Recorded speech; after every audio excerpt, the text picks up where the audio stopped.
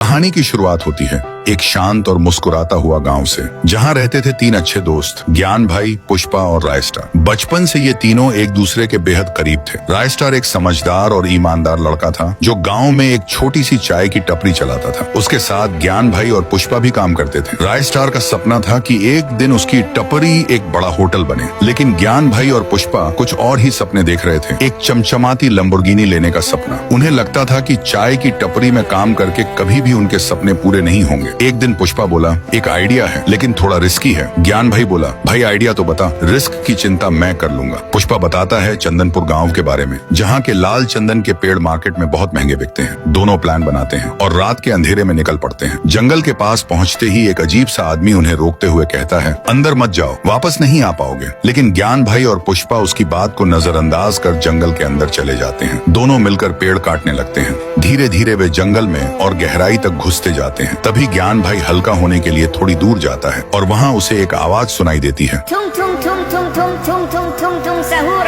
ज्ञान भाई डर जाता है। अचानक एक डरावना आदमी उसके सामने आ जाता है, लंबा लकड़ा। उसकी आंखों में गुस्सा भरा होता है। लंबा लकड़ा कहता है, तुम लोगों ने मेरे पेड़ काटे, अब तुम्हारा भी यही अंजाम होगा। और वो वहीं ज्ञान भाई को मार देता है। पुष्पा जब उसे ढूंढने आता है तो ज्ञान की लाश देखकर घबरा जाता है। वो भागने लगता है, लेकिन तभी उसके पीछे भी लंबा लकड़ा आ जाता है। पुष्पा भी बच नहीं पाता। अगले दिन सुबह रायस्टार अकेला दुकान पर होता है। तभी एक पुलिस जीप आकर रुकती है। पुलिस वाला कहता है, चंदनपुर के पास 2 लाशें मिली हैं, क्या ये तुम्हारे दोस्त थे? रायस्टार सदमे में चला जाता है। जब वह चंदनपुर पहुंचता है और अपने दोस्तों की लाश देखता है तो टूट जाता है। तभी उसे वही अजीब आदमी मिलता है जिसने रात में ज्ञान और पुष्पा को रोका था। वो आदमी कहता है, मैंने मना किया था, मत जाओ, लंबा लकड़ा मार डालेगा, लेकिन उन्होंने मेरी बात नहीं मानी। रायस्टार समझ जाता है जंगल में कुछ है, कुछ बहुत खतरनाक। उस रात के 2 बजे रायस्टार अकेला उसी जंगल में जाता है। वहीं पेड़ के नीचे बैठ जाता है शांत। तभी वही आवाज आती है, थुम थुम थुम थुम थुम थुम थुम थुम थुम सहूर। और सामने आता है लंबा लकड़ा। रायस्टार गुस्से में बोलता है, तो तूने ही मेरे दोस्तों को मारा ना? लंबा लकड़ा कहता है, अब तू भी जा अपने दोस्तों के पास। फिर शुरू होती है